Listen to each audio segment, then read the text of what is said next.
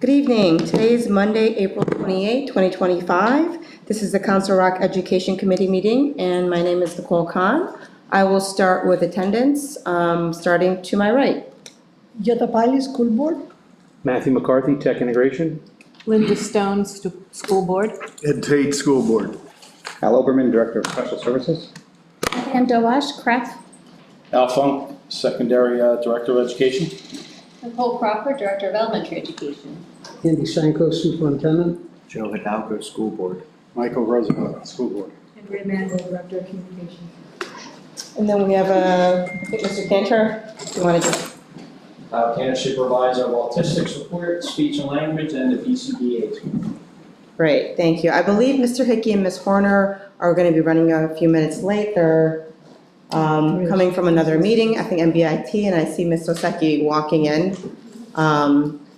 Other than that, I will pass it over to Mr. Funk and Ms. Crawford. Thank you, Ms. Khan. Okay, a reminder that for the most accurate and reliable information concerning our district, please refer to resources, websites, and social media platforms managed by the Council Rock School District. We advise the community to exercise caution when relying on the accuracy of social media and ask the community to verify any social media content with the district for accuracy. If you question what you are seeing, need a fact check, or additional details on a matter, please reach out to the district directly. Our contact information is readily available on our website at www.crsd.org. And tonight's agenda, briefly, we're going to kick things off with Beth Ann Dowash, the Executive Director of the Council Rock Education Foundation. Thank you very much for being with us. And Beth is going to be talking a little bit about grants and actions with the current year, 24-25, and then with an eye to the future for the 25-26 grants. Next, we're going to talk a little bit about staffing for next year. We are in the preliminary stages of staffing. I don't know if preliminary is necessarily the right word. It's an ongoing conversation that we have regarding staffing, and certainly we do that in consultation with our business office. And then Mrs. Crawford will give us an update on full-day kindergarten, and highlight, of course, we very much look forward to next week, May 6th, with the full-day kindergarten community night, which should be a special event.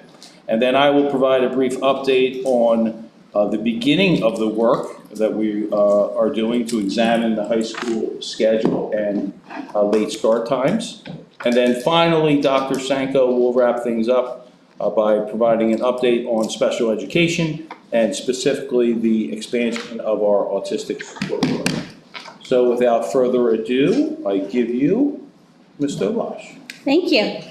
I've written some updates. As you know me, you know I can be chatty, and I know you guys want to get out into the fresh air as much as I do, so without further ado, thanks, Al. Good evening, members of the Education Committee, Superintendent Sanko, district leadership, and other members of the Council Rock community that are here tonight.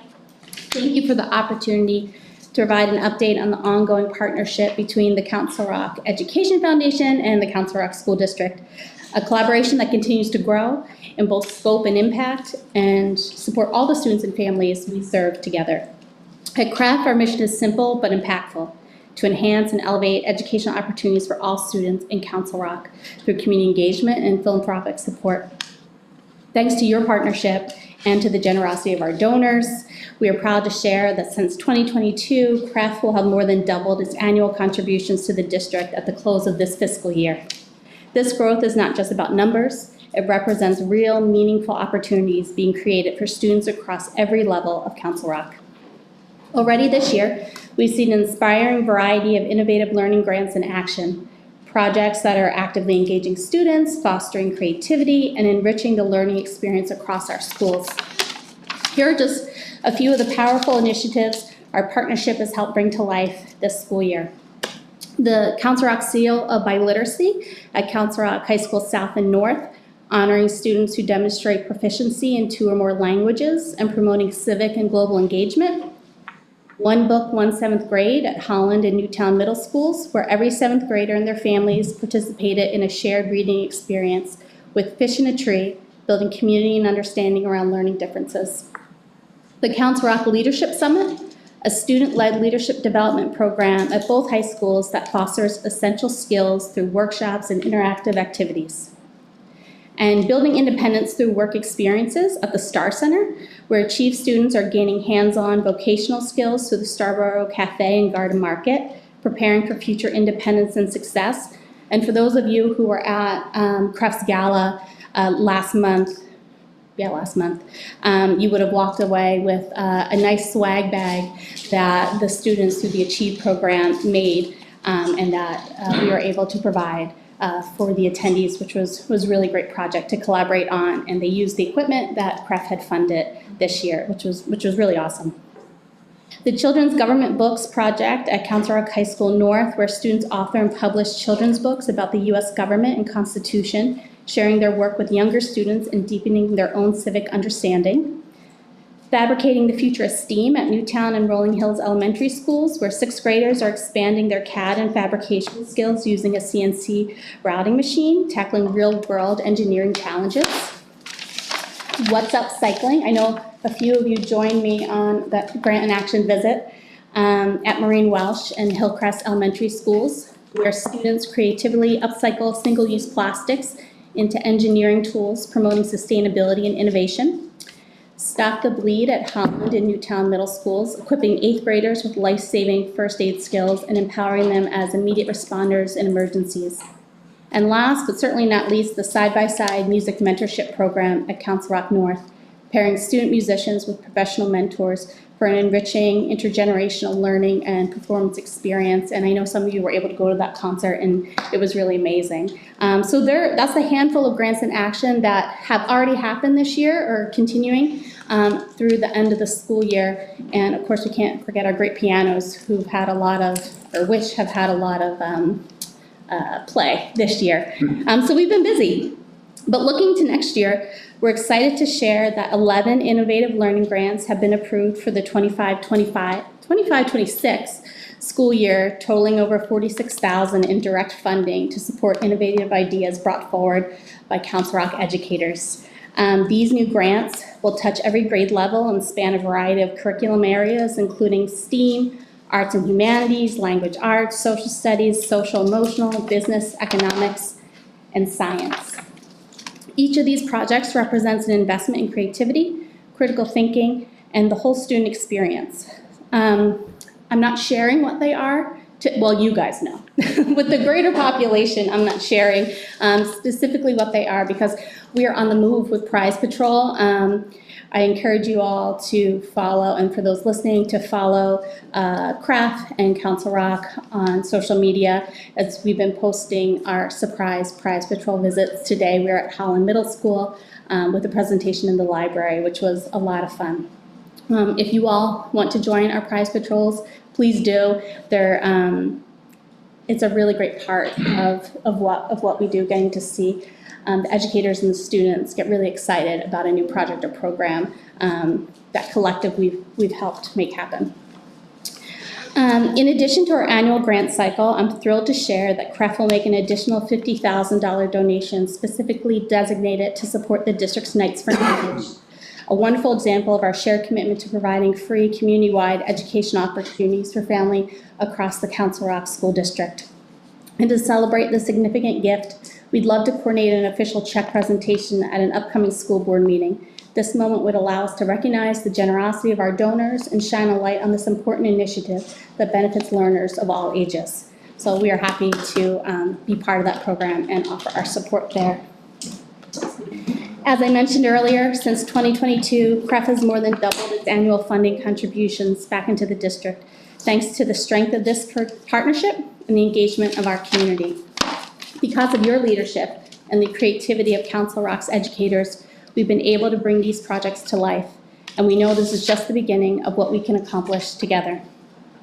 As we look forward to the summer, we invite you to join us at the 6th Annual CREF Golf Classic on June 23rd at Jericho National Golf Club. This event not only brings together local businesses and community members, but also raises essential funds that fuel many of the programs I've shared with you tonight.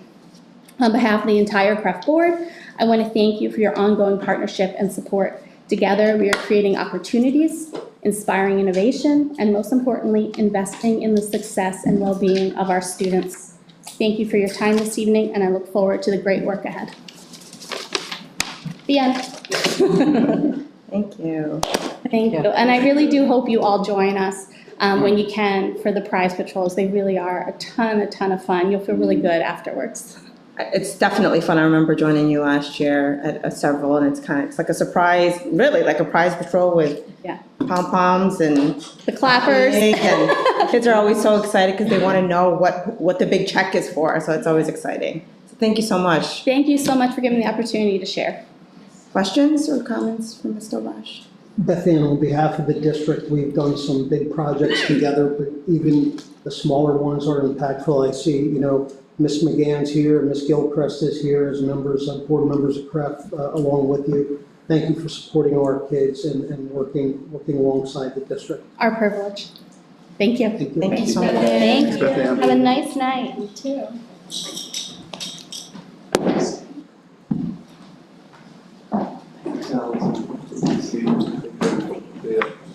Thank you, ladies. Mr. Dickey just joined us, and Ms. Oseki also joined us as well. Thank you. Yes, I guess I should have started with a thank you to the board for accommodating your schedules. I know this is not our typical Thursday night meeting, but due to spring break, we had to make the change to Monday night. Thank you very much for the adjustments in your schedule. So next up, we have staffing for 25-26, and as I mentioned at the outset, this is still a work in progress. We're continuing to assess our needs. Staffing is sometimes contingent on a number of variables. It could be an increase or decrease in enrollment in terms of a specific subject area at the secondary level where students are signing up for electives. It could be contingent, as you see with full-day kindergarten, on the number of registrants. And of course, you always have the budgetary kind of variable looming over some of your decisions. But as an administration, we try to be striking that balance between being fiscally prudent and making sure that we meet the needs of students. In particular, this year, and the other thing we try to do is make sure that we align our staffing, with the district initiatives and district mission. And in particular, this year, we've had a lot of conversation around structured literacy. We are about to submit our literacy plan to the state, and structured literacy will be a huge part of our professional development endeavors next academic year. So there are talk about adding potentially reading specialists, reading coaches at different levels. We are most gracious and grateful, I should say, to the board for your continual questions of what do you need as an administration to support students.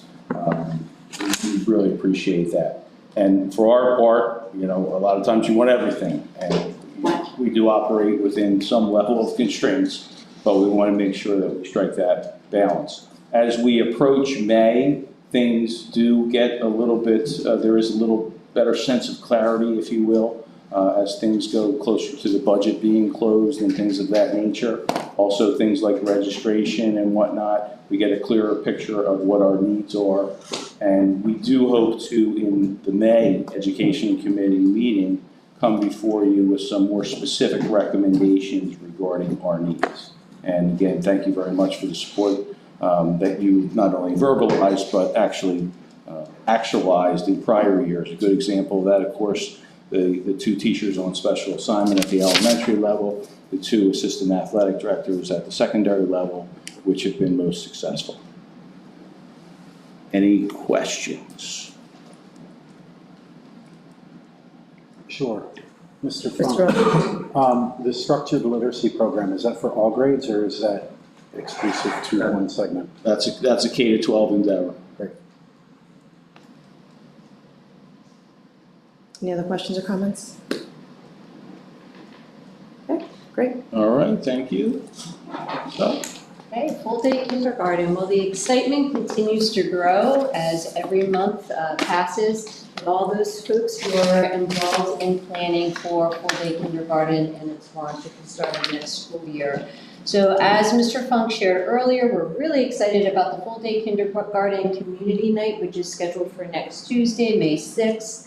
By design, because we are having incoming kindergartners attend, we want to make sure that it is organized in a way that will keep those youngsters engaged. So from 6 o'clock to 6:30, it'll be the formal presentation portion of the evening where we will have several presenters sharing just general information about all aspects of full-day kindergarten.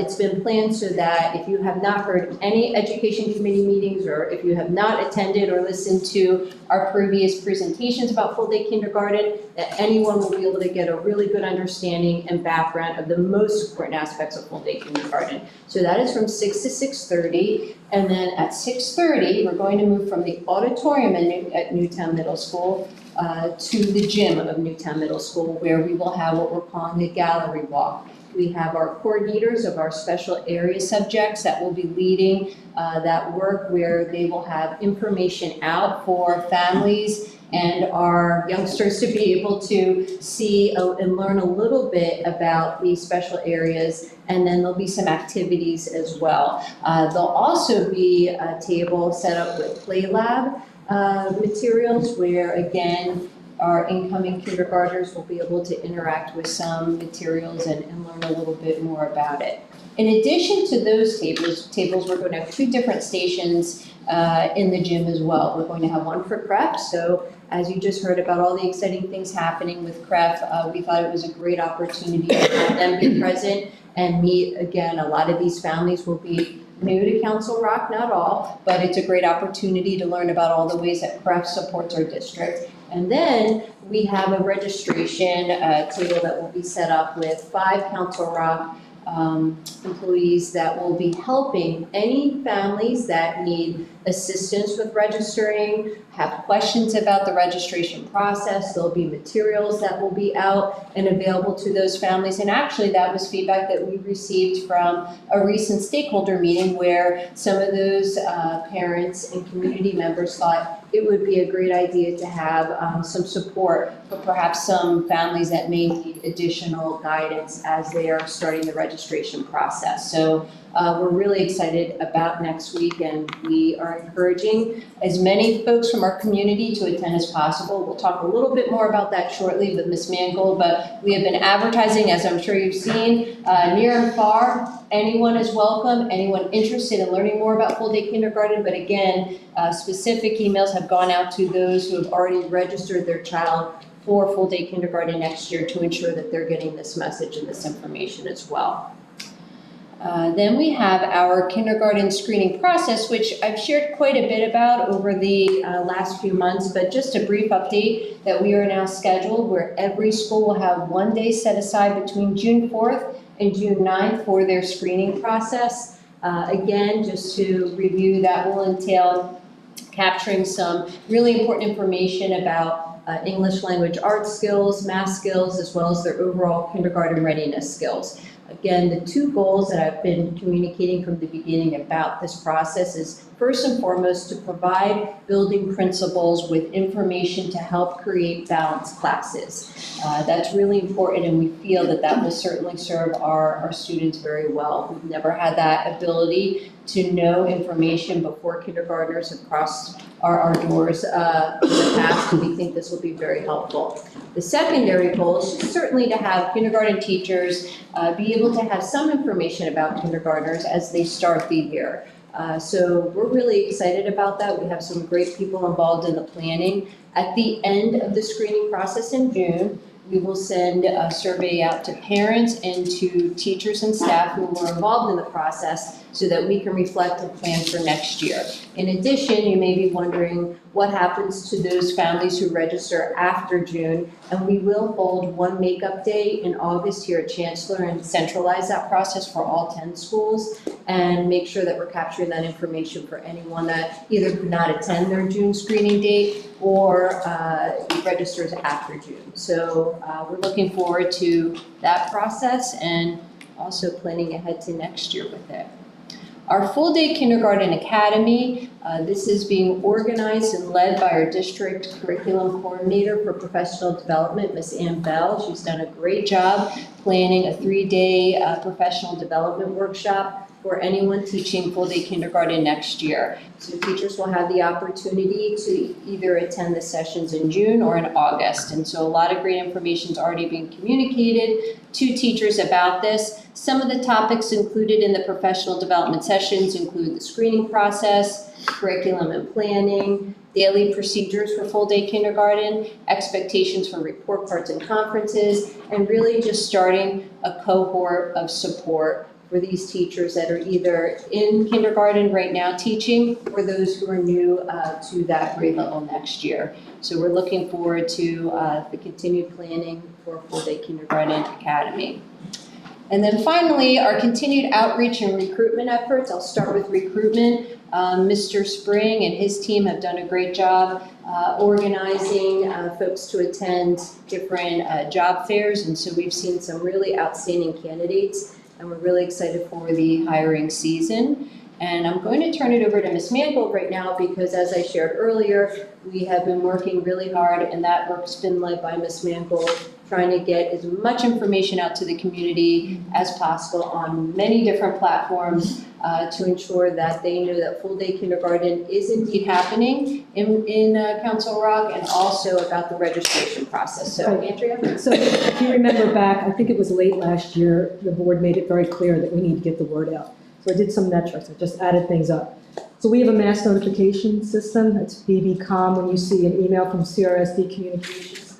We've sent 6 emails out from there, including the one I just sent this afternoon. That amounts to 110,000 emails that were sent to parents and community members only. Direct emails to Council Rock accounts, that's 1,860. So that's anyone with an @crsd.org email address. 28,644 postcards were mailed. Many of you received them. I got a lot of feedback, I saw them on social media, which was great. We ordered 25 lawn signs. There's one in the front of this building. There's going to be one at each school, and the remainder are going to be placed at high traffic intersections like 413 and the, I'm thinking Newtown Richborough Road and the bypass there, and outside of Rockway, those kinds of high intersections. And we tried to reach both ends of the district, just to make sure it gets full saturation. Facebook and Instagram, they call, if it appears on someone's screen, meaning they've read it, that's 20,587 impressions. That's how many times a full-day kindergarten ad has been seen by someone. And the total since January of those, the 20,000 is in the last 2 months, 65,000 since January. That's quite good for Facebook. It's been in 15 issues of the Rock Report. We have 2 videos with 444 combined views. There was an article this week in the Patch. We have our sway, we have our website redirects, meaning if you go onto our website and anything that you see on there that's related to registration of full-day kindergarten takes you right there.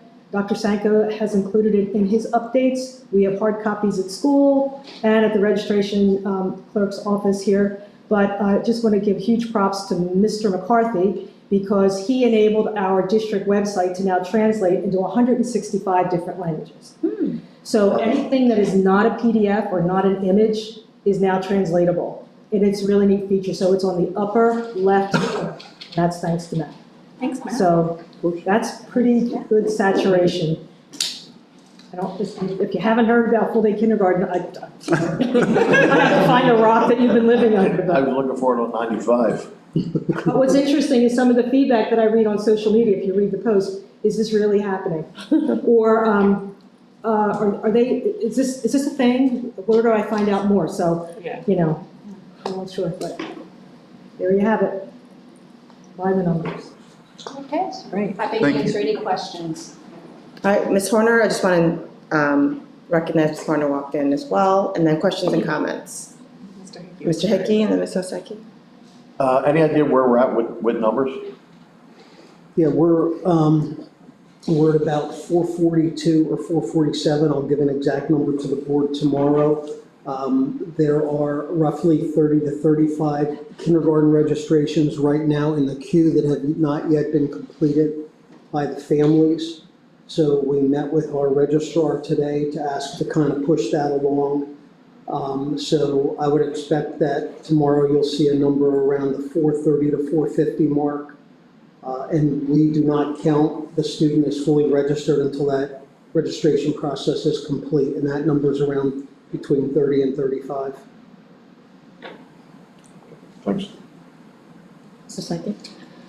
I'm thinking back to, as you talk about kindergarten registration, this isn't really related to full-day kindergarten necessarily, but I'm thinking back to the special ed meeting we had with Dr. Clancy. I can't remember when that was, but a while ago. And part of the feedback then was that there seemed to be some miscommunication for kids coming out of the IU, coming into the school district. And so I was wondering if any part of like the walkthrough night or the registration or anything like that is gonna try to close that gap, if that has been something that you guys have considered. Kyle, you want to take that? We do work with the IU, and we actually have multiple sessions where the IU sends a list of all the students who we call intend on registering for school age. Then we invite them in, we have a meeting with them. It's either with Mr. Marsikowski, Ms. Carl, and if there's anyone who's diagnosed with autism, I get involved. We actually meet with the parents, we actually go do observations at their current, like wherever they're providing early intervention services. We actually go out there and observe them during that time. Then we invite the parents back in, we hold an IEP meeting, we make our recommendations and issue an order. And as it relates to registration, if families are challenged with registering, we invite them in to register one-on-one, right, with Adriana, or as Nicole said, we'll have five of our folks on May 6th available as well. So the community night, just for clarification, is for anyone that wishes to attend, including obviously families and incoming kindergartners or future kindergartners? Open to every and all. Okay. Near and far, anyone interested in full-day kindergarten, even as a community member, we have our stakeholder group. Many of them plan to attend, and some don't even have students in our school system right now. They're just interested in what's happening and getting ready. So anyone is welcome. Great. And that's at 6 o'clock at Newtown Middle School? Yes, 6 o'clock at Newtown Middle School, 6 to 6:30, the formal presentation, 6:30 is a gallery walk. Great. Thank you so much. Okay.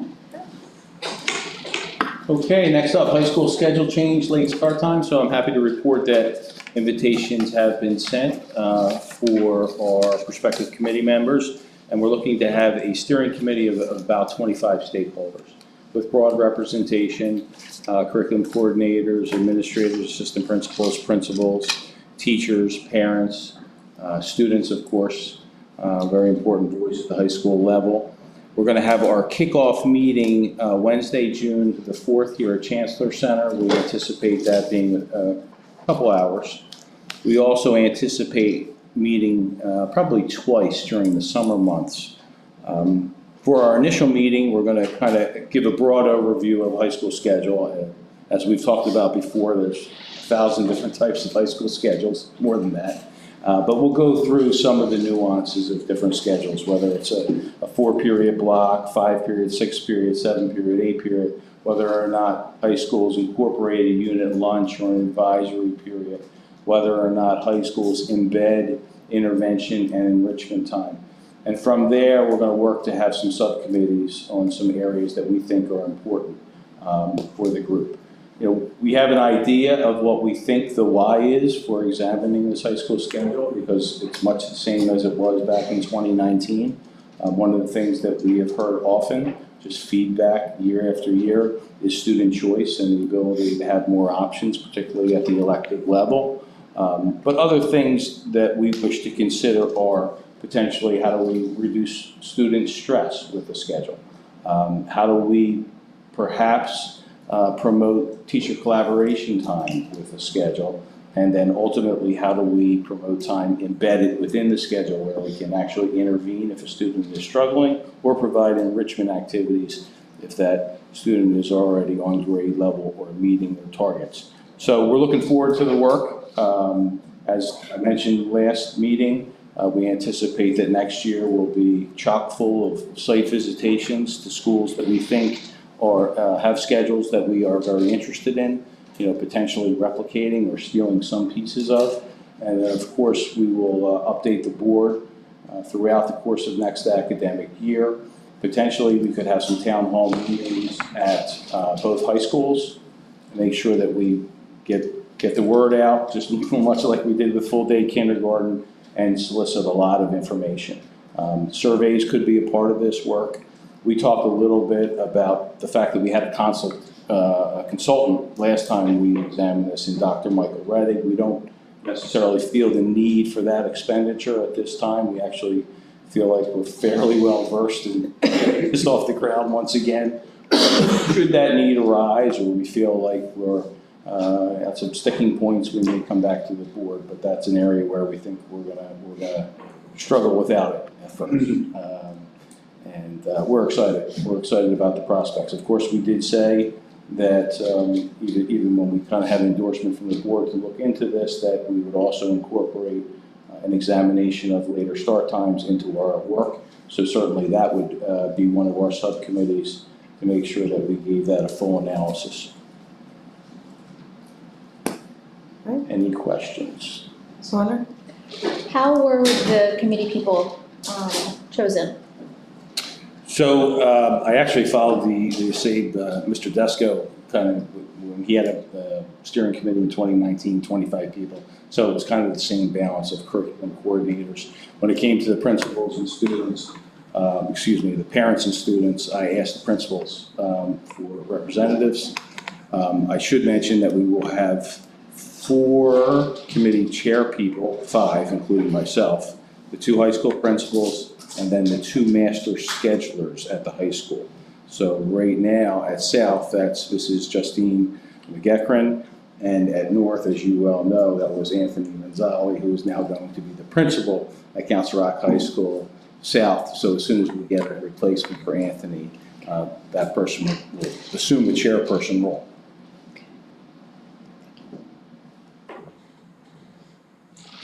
Tate? Thank you, Mr. Funk. I'm interested, as this goes on, to see if there's any interest through the IU and other channels among other school districts. You know, if they catch on to what we're doing, particularly with the late start times. You know, I think we've all talked about the idea that it's hard to go alone on late start times, so.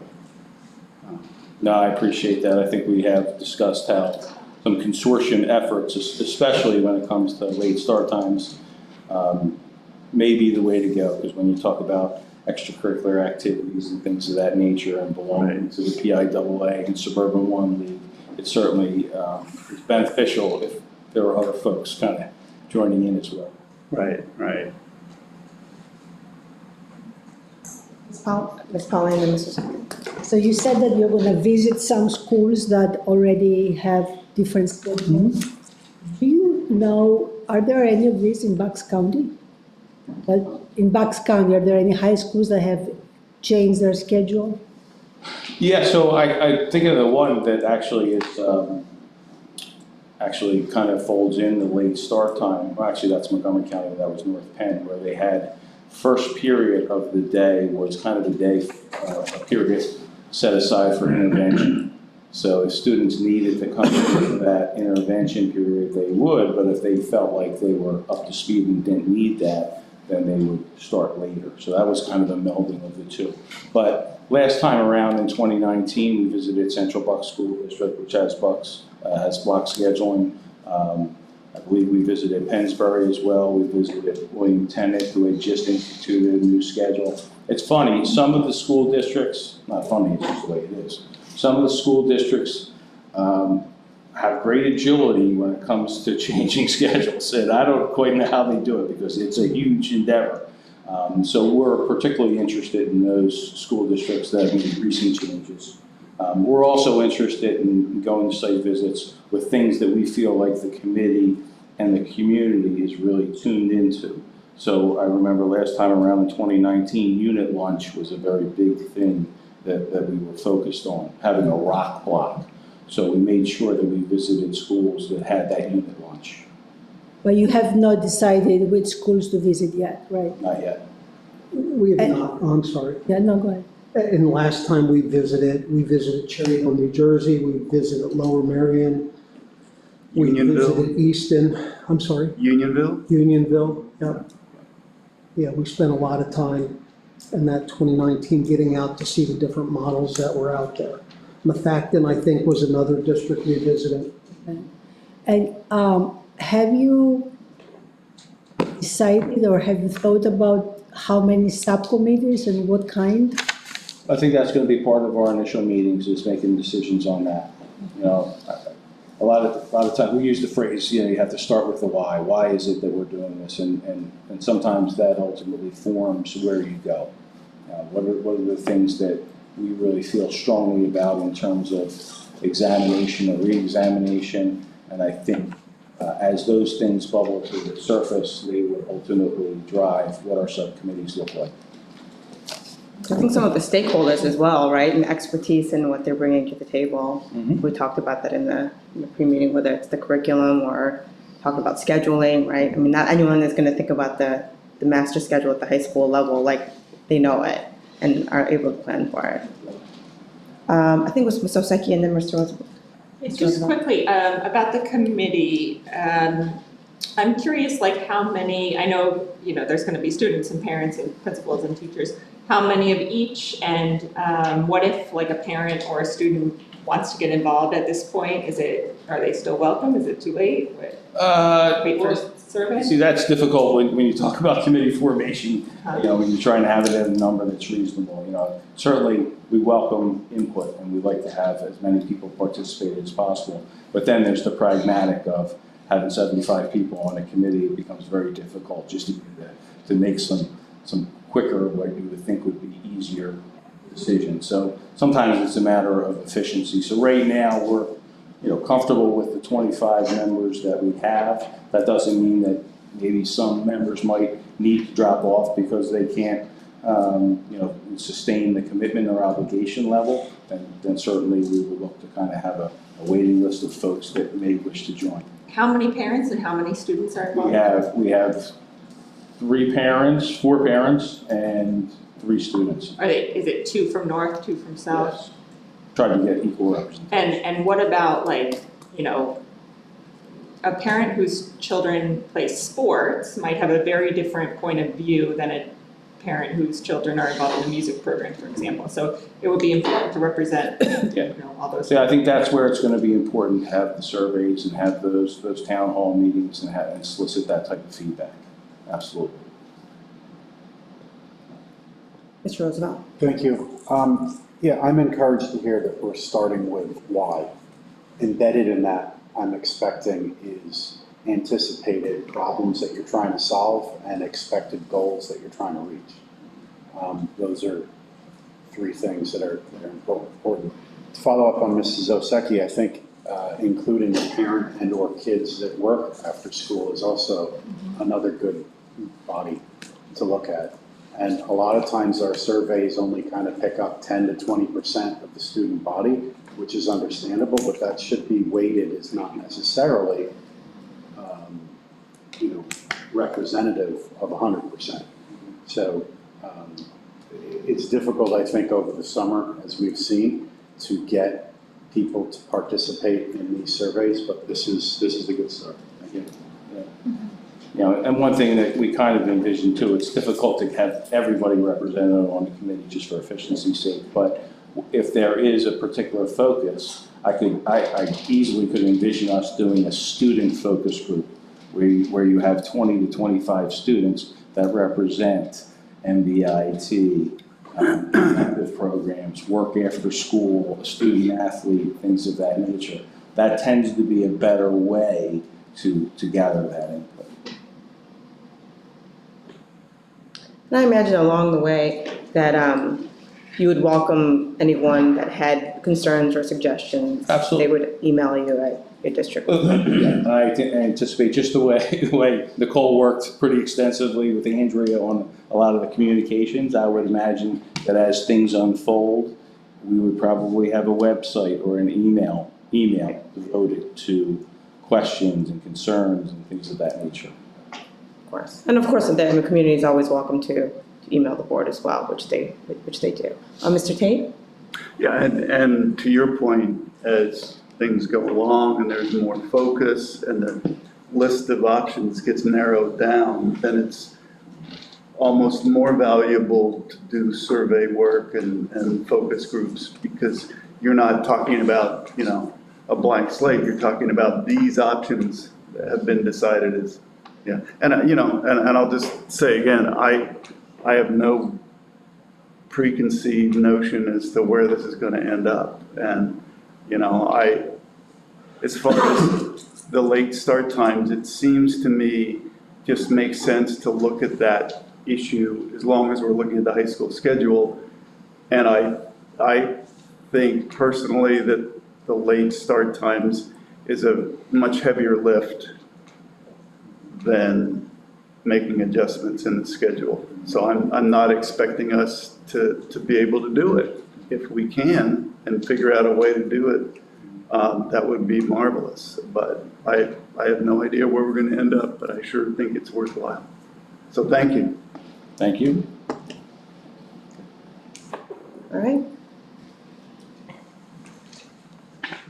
All right, so thank you. So as you know, we've included special education in all of our education committee meetings. I know we got to do it the other night at the board meeting, but again, I'd like to publicly welcome Dr. Al Oberman for being here tonight, for joining our team.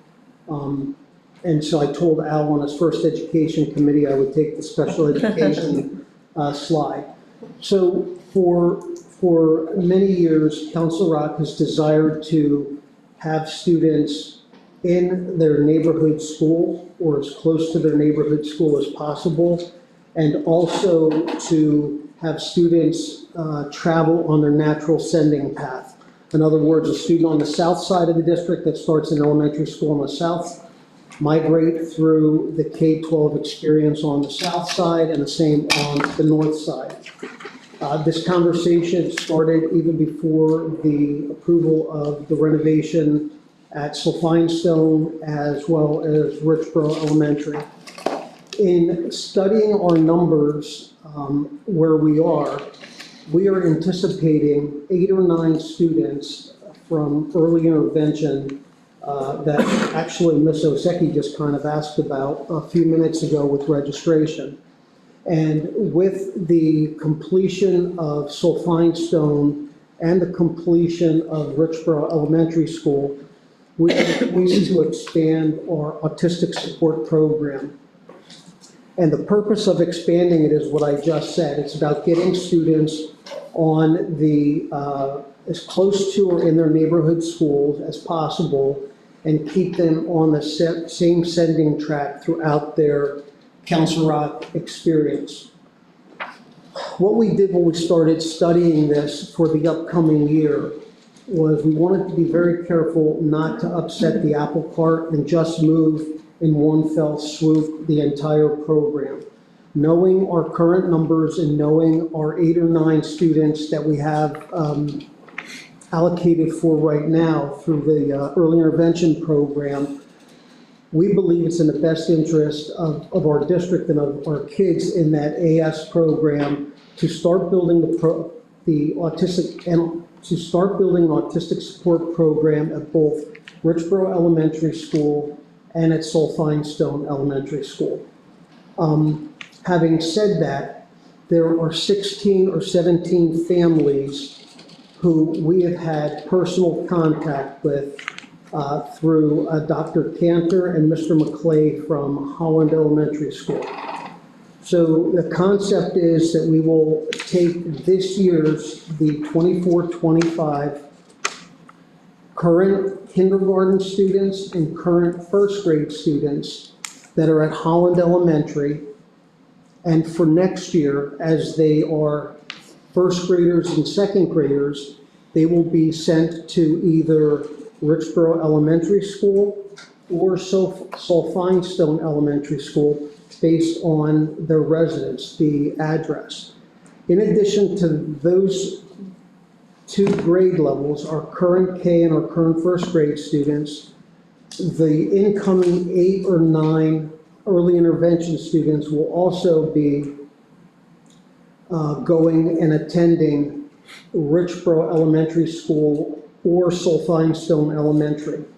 That means all of the other students in the AS program will remain at Holland Elementary until they matriculate out of that program and out of that school. As I said, Dr. Cantor and Mr. McClay have touched base and spoke directly with the 16 or 17 families of the students who would be going to Richboro or to Sulphine-Stone. They have also communicated with those families by way of email, and they've communicated with the entire AS population by way of email, the elementary AS population by way of email. And then we had family nights that Dr. Cantor, Ms. Crawford, Dr. Oberman, myself, and the principal of Sulphine-Stone, Mr. Harlan, and the principal of Richboro Elementary, Mrs. Booth. We had family meeting nights where families could come in, get a look at the building, ask questions, get an understanding, share their hopes and share their fears with us. And we have begun starting the process of talking with staffs at those schools as it relates to knowledge and professional development with our autistic support population. Those parent meetings, Kyle, I don't remember the exact dates of them, but we had those meetings where we all attended. And I just want to thank and appreciate our families that came out to share their hopes and share their fears with us, because we also talked about effective immediately, we would begin doing the curriculum-based instruction visits to the schools where the kids will be going, so that the students will become familiar through the CBI trips with the school they'll be attending. And part of that is part of a larger transition plan that includes open houses, opportunities for families to visit the schools, meetings with the principal and the teachers at those schools. And we also, because many of our autistic support students need a sensory room, Kyle and I actually met with a consultant for a sensory room, and we will be bringing the consultant in to look at what we're designing for the sensory room. One of the parents, she's highly engaged, and she thought it might be a good idea if she tried to fundraise to get materials that students need going from Holland Elementary to Richboro or Sulphine-Stone. And we assured her that our students that are in that program will have everything they need by way of materials. And that's why Dr. Cantor and I met with the consultant. We want to make sure that we have everything the students need in that program as they enter a new program. One of the benefits for the students that will be attending Richboro Elementary is that many of those students will be at Richboro for the ESY program this year. But again, we will open up the doors to Sulphine-Stone as frequently as parents and families need, so that they can get a lay of the land, meet the teachers, meet the staff, and we'll continue with the transition plan, including the professional development for the staff of those two buildings. Kyle, did I miss anything? No, you did a great job. So Sabrina Baker is one of our board certified behavior analysts who's been working in our autistic support program. We also feel it's important that the staff at those buildings get informed that they haven't worked with children with autism before. What are their questions? So we're working with Ms. Booth and Mr. Harlan, and we're creating a survey, and then we're doing professional development with the staff. We want to make it for their needs. So what do you need to know about our children? So we're creating a survey, and we're going to create our professional development in reference to what feedback they give to us. We already have May 21st set up at Sulphine-Stone for that professional development, and Ms. Baker already did one at Richboro. And the other things, as Dr. Sanko mentioned, part of our community-based instruction, we're gonna take our students to those schools so they can go on the playground, get acclimated to the building. So we already scheduled that with Ms. Booth and with Mr. Harlan as part of the community-based instruction. And I'll give credit to Mr. McClegg, who's making sure that we stay on board with that as well, so. But thanks for correcting, it's community-based, I said curriculum-based, I apologize. Thank you.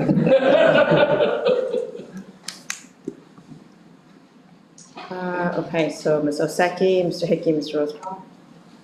Ms. Oseki? Okay, all right, I have a couple questions, thank you for that. So I think, as we all know, these kids are vulnerable and moving them is difficult. How comfortable are we that once we make this move, we're not going to have to move them again for the foreseeable future unless the families would like to be moved? How many kids, I guess I'm asking, how many classrooms are there? How full are they? That sort of thing. So I know Richboro has a minimum of 9 classroom spaces that we can utilize. 9 Yes. that are available? Yeah. So this year coming up, we will utilize 3 plus the sensory room. And then as Dr. Sanko said, as our students progress, then we'll continue, eventually our whole program will be either at Richboro or at Soul Finestone. At both That's where schools? you're counting, yes. Yes. Okay. Is Soul Finestone similar with that many classrooms? Soul Finestone, I think, is going to there were 5 available classrooms at the present time. Okay. Well, that's, I guess, encouraging. I mean, I think more and more kids are being diagnosed. So it's nice that we hopefully will be able to accommodate them for the long term. We had a question recently about fences around playgrounds for these particular populations. If we are investing in these 2 schools as being the autistic support schools, are we able to fence in those playgrounds to make? I know Ms. Booth has already reached out about getting certain swings for our students, so I know she sent an email out today to Jess about making sure we have those swings available out in the playground for our students to make that available. And the fence question, I think we need to take that back, Jess, because Soul Finestone and Richboro won't be the only 2 schools with an AS program. We still have Goodnow. And again, I think that is, something we will have to decide district-wide. Okay. I guess my last question, sorry, I know other people, but I think it's great that we're planning some PD for the teachers in these schools. I was wondering if, and I know we do Michaela's Voice, but if there's going to be, some kind of, for lack of a better term, professional development for the students to understand these kids coming in and what their needs might be and how to be kind to them and accommodate them. The students at Soul Finestone. Yeah, so that is part of our overarching plan. If we work through the teachers, then the teachers can work in the individual classroom, so working with the students. Mr. Hickey? Yeah, I guess one's a clarification or a question that I have, because I'm not really sure if it's even the autistic support program. I mean, don't some of our programs, once they're done at the elementary level, then they migrate to Newtown Middle School as opposed to Holland? Like you talked about the sending patterns. Mm-hmm. Are they is the sending pattern going to be Richboro, Holland, South, or are we still going to go from Richboro to Newtown Middle and then north? Our goal is kind of also to answer Ms. Oseki's question. Our hope is that we don't have to move these kids at all once they're on that sending pattern. But the goal would be to get them on their sending pattern and keep them in that pattern. So in Richboro's example, it would be Richboro, Holland Middle, Council Rock South. And on the north side, it would be Soul Finestone, Newtown Middle, Council Rock North. Okay, so that is the goal. But it's currently Holland, Newtown Middle, North. It depends on the district program, but Right, okay. yes, absolutely. And I guess, I mean, you answered part of the question, but I guess I'm just asking, for next year as it relates to Holland, and this also has to do with the full-day kindergarten. Where does that leave us? Does it open up any classroom space? By doing this, does it open up any classroom spaces at Holland? And are those spaces now going to be filled by kindergartners going to Holland? It does open up classrooms, but Mr. McClay is the one that will determine how those spaces will be used. And so it could be, for example, STEAM is one example that comes to mind. STEAM, I believe, Kyle, correct me if I'm wrong, that has been on a cart, or they have not had the best, not the cart, they've not had the space that they would like. So that is one example where he may use the additional space for STEAM. Am I correct? Correct. Yes. Not on a cart, but I believe there is. Mobile. Yes. Mobile, right, and I mean, and I assume still at this point, the question of Wrightstown Elementary is still no answer. Which question? Space, or the lack thereof. I think that's an ongoing conversation that we've been having through the capital planning process. Any progress, or we won't know until we know what those numbers look like?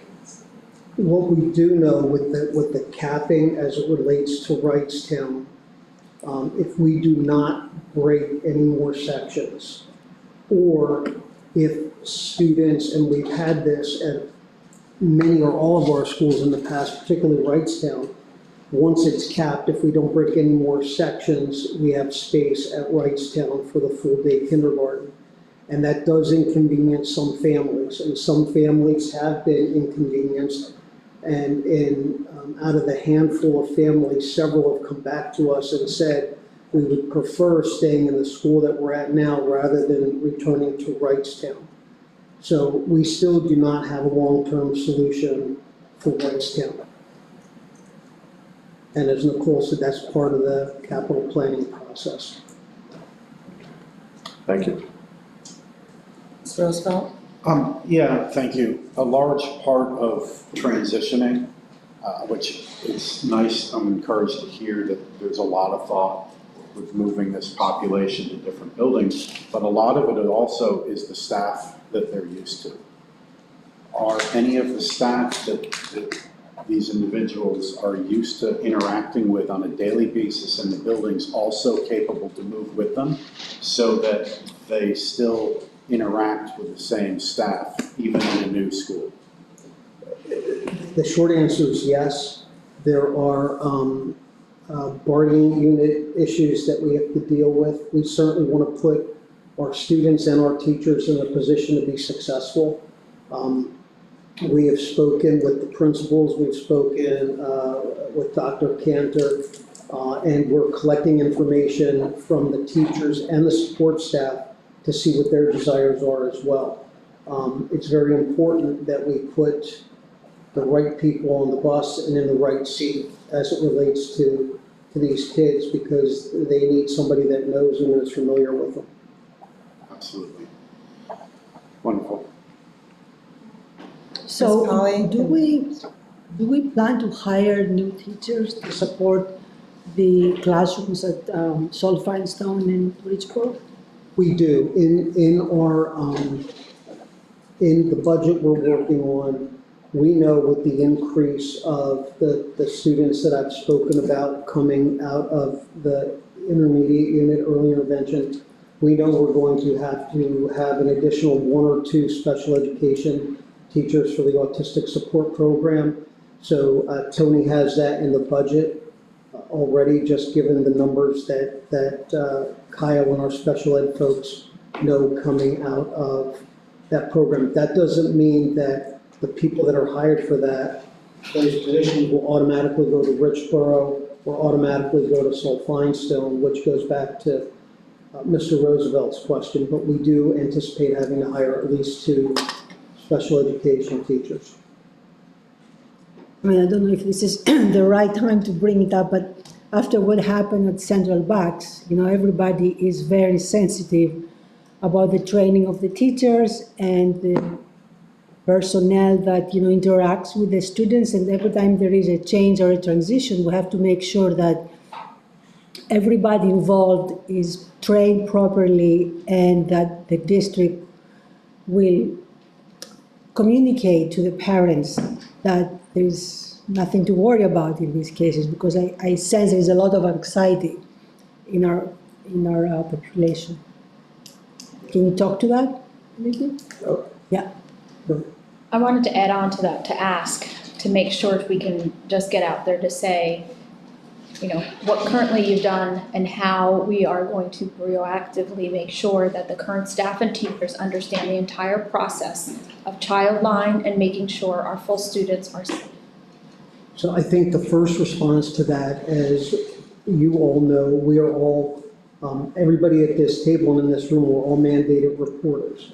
So if we see or suspect something, we have an obligation to report it. Internally, the Act 126, which requires all of our clearances and to be updated, we have a system in place through the HR department that goes outside of the electronic reminders that you have to complete your Act 126 coursework. So Ronnie Spring and his department do regular checks to make sure that all of our staff is up to date as it relates to Act 126. That's the criminal background, child abuse, state police checks that we're all responsible to make sure that we have and make sure that we're up to speed on that. And that also includes not just the teachers, that's anybody that's working with kids. That's the support staff. That includes the volunteers that come in and work in our classrooms, anybody who would oversee any of the students, bus drivers, our Aramark folks, even our third-party vendors. So that is probably our best first line of defense on those kind of situations, to make sure people know, and Ronnie could answer this in more detail, but people have to know that, they can't be in front of kids if they don't have those clearances. And just by example, the HR department a couple of months ago did a check on all of our employees across the district, and there were a handful of folks that may have needed something updated, and we told them and worked through the associations that they couldn't come to work if it wasn't done by the time they were supposed to report in front of students. So I think that is our best first line of defense, and I just applaud our HR department for being on top of it and having regular reviews of what we're doing by way of those clearances that are mandated. Yes, sir. So Dr. Oberman and myself and Mr. McClay are starting our rounds of meetings. So Wednesday morning, we're meeting with the entire support staff and teachers at Holland Elementary School, just to remind them that, as to Dr. Sanko's point, we're all mandated reporters, and the old expression, you see something, you have to say something. So it's not acceptable for anybody to walk by and see anything with a kid they have concern about. We always say, you're not making a decision whether or not it's founded, but you have an obligation to report it to us. So we're gonna make those rounds and remind our staff members that we're here for the kids, and that's why you accept the responsibility, is to make sure our kids are safe and secure inside our programs. I'm not patting myself on the back, I do spend the majority of my time in the classrooms, in the buildings. I could sublease my office here if you wanted, but so I think that's part of my obligation as a supervisor, to be the voice for the kids who have no voice, to make sure that they're treated with that dignity and respect. And we do take that, I read through that whole 75, and I take that very seriously to make sure that our students are safe in those classrooms. I'm sorry, just because you sent me a great email Friday night regarding CPI interventions and the staff retention, can you talk a little bit, just briefly about that? So we do, under Dr. Sanko, to make sure all of our support staff, and I know that they ask for, we call it crisis prevention interventions, and we talk about, it's not so much what we do, it's what we do prior to those interventions being needed, like our verbal de-escalation techniques, understanding our students' needs, and how do we support those students, and ensuring that we only put hands on children under two conditions. One, if they're in danger to themselves, or two, if they're in danger to them. That's the only time we want our staff members ever putting their hands on children. So that's always a last resort, and so we use proactive strategies in order to make sure our kids are safe, understanding their behavior, understanding those antecedents, and how do we work with that. If we do happen to have a restraint, there's actually it's called a risk report. So the staff members have to fill out the risk report, what were the behaviors of concern, and they have to indicate what type of restraint they use as part of their training. We also mandate that the nurse comes in and observes each one of our children after restraint. Even if the teachers feel there are no marks or anything occurred, I said, an ounce of prevention is worth a pound of cure. So that is someone's child that we're putting our hands on. And I only feel comfortable if they go to the nurse, let the nurse examine them. We always inform the parents. And part of our regulations are if we restrain a child, we have to offer the parents an IEP within 10 days. So we have to bring the parent in, we have to talk about the restraint, we have to talk about what occurred. So that's another way we follow along.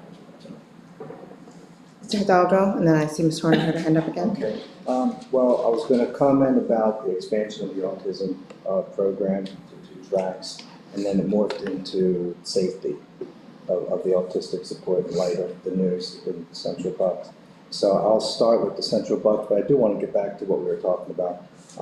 So I don't know if I read it or what, but have we looked at exploring the possibilities, since we've already just put cameras into the vans for the special needs kids? I think they're also, I don't know if they're in the regular buses. What have we done to look into having cameras in the classrooms with audio of students who are nonverbal? Because having one student that's nonverbal, that to me would have given me lots of peace of mind to know that my son does have a voice and a recollection. It's just in the form of of audio and video recording. That would be a good start for me. I'm not saying I'm for it, but it's something to explore because I want to hear everybody's opinions, privacy, and all the rest of that.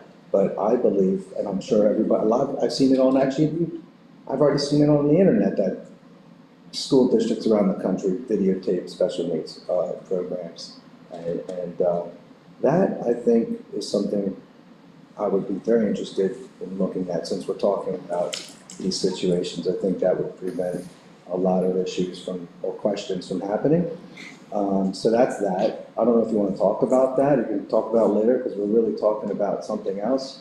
And that is this great news about the autistic support program being now on 2 tracks, separating the north and the south feeding patterns. I know for me, when my son was in the autistic program, a support program, and Mr. Senko was the principal at Holland, and we moved from Richboro to Holland. It's a whole story I've probably told you before. We started out at Richboro, now they're moving back to Richboro.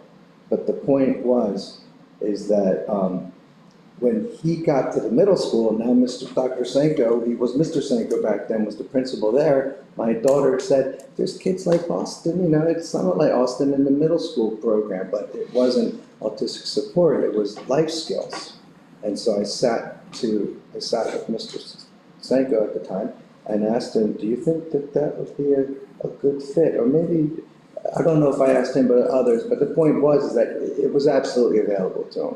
And the reason it was beneficial for him is that he had an older sister and friends and people in his program that if he would have went to the Newtown, he would have known nobody. And if he can't speak, doesn't mean he doesn't understand. And that's the beautiful thing about it, that he does understand. And we know that, but not many people would know that he does understand.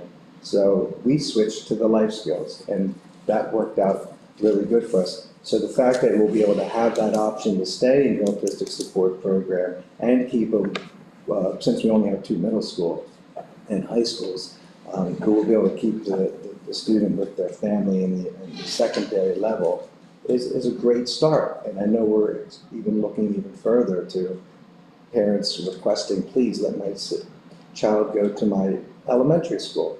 And in due time, I think, contrary to what some people think, that autism is going to continue to expand, I believe there's a big hope that we're going to find preventative measures and things to do in the next few years, that we're going to see this epidemic go away, if I can even use that word without offending somebody. But yeah, so I'm very hopeful that this might be a thing of the past in a decade or so. So pretty cool that you're taking care of business now, but just wanted to mention that this is a good first step. Thank you, Dr. Senko and Dr. Cantor and the whole group. Ms. Horner? Thank you, yes, as you know, the autism, so expanding that, and Mr. Hidalgo just brought up that's what I was gonna ask, because we've been asked about the cameras in there. So I wanna make sure we're bringing that forth to know where we're gonna go with that. But in addition to that is really my question on this child line is current reality right now. What can we do to make sure that everybody, the staff and teachers, know how to report? You know, I understand the background checks, I understand they're all current, but it's the child line and understanding today, tomorrow, that they know the correct process to do the child line and follow to make sure that students are safe. If they have their clearances and have gone through the online trainings and the in-person trainings, which everybody in our system has, they should know how to report. Now, I can't sit here and tell you that 873 teachers, 450 support staff, and 50 administrators can recite it, but anybody and everybody can do a quick Google search to find out how to report. If they go to the administrator, if they go to the school nurse, a social worker, a psychologist, a director, everyone within a matter of minutes could report to Childline. You can do it by way of a phone, you can do it by way of a computer or a phone call.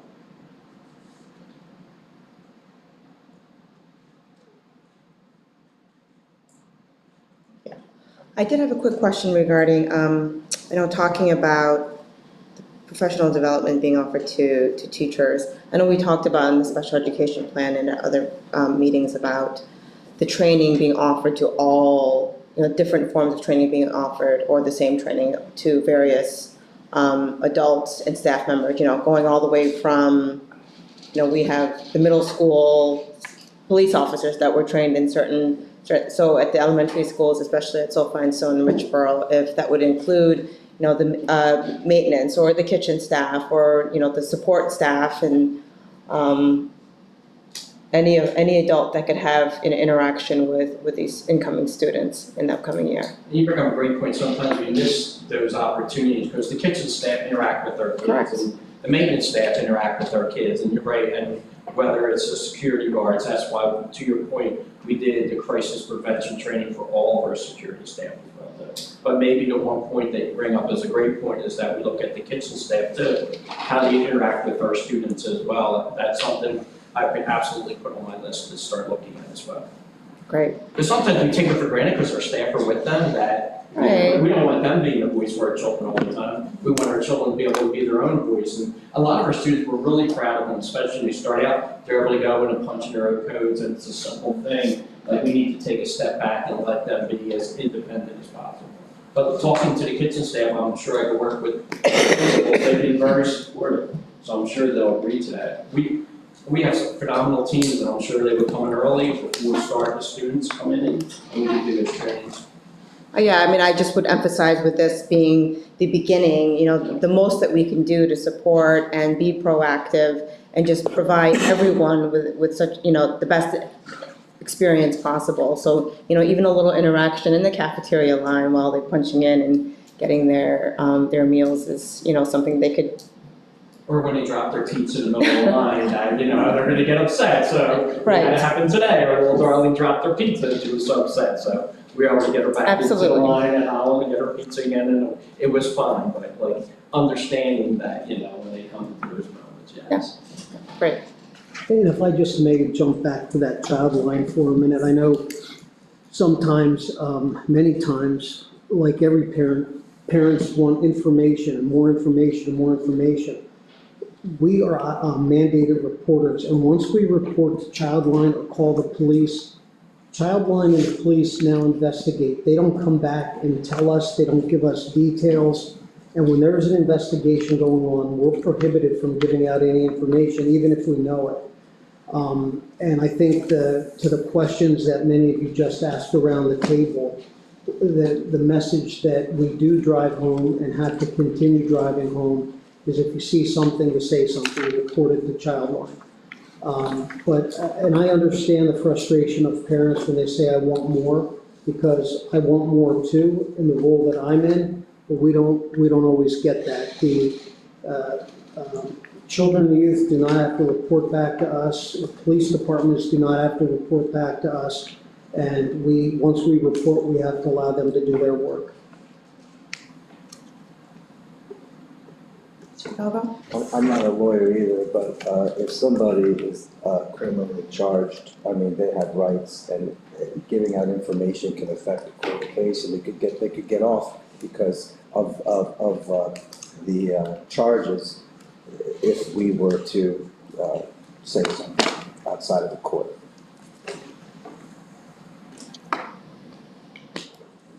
That's it. Okay. Good. Okay. Yeah. All right, so we'll. Can we give a plug for May 13th? Go ahead, Kyle. So we also see our students as they get ready to graduate and go into the world, and we hear our parents who like navigating the Bucks County Office of Development of Disabilities and the waiver funding is a daunting task.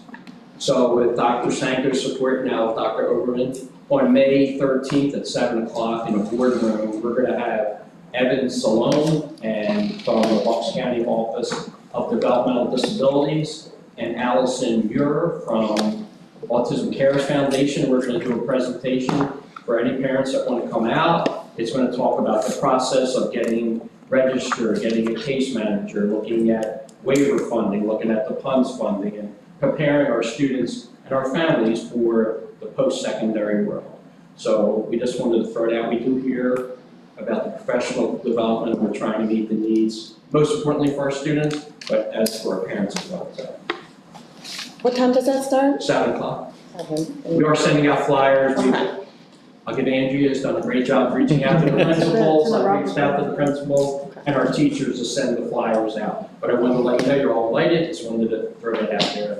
I know it wasn't on the agenda. Would you also then email that group of families in the program currently, obviously? Okay. All right, good stuff, Dr. Cantor. Thank you very much. Thank you. You're welcome. All right, upcoming Education Committee meeting next May. We will be back on our Thursday schedule. We will be talking about proposed program pilots and course changes. That will be Mrs. Tammy Gary, our Supervisor of Curriculum and Instruction. Mrs. Crawford is going to tell us how great things went on May 6th. And then we'll have a special education update from Dr. Oberman. And again, we already talked about this.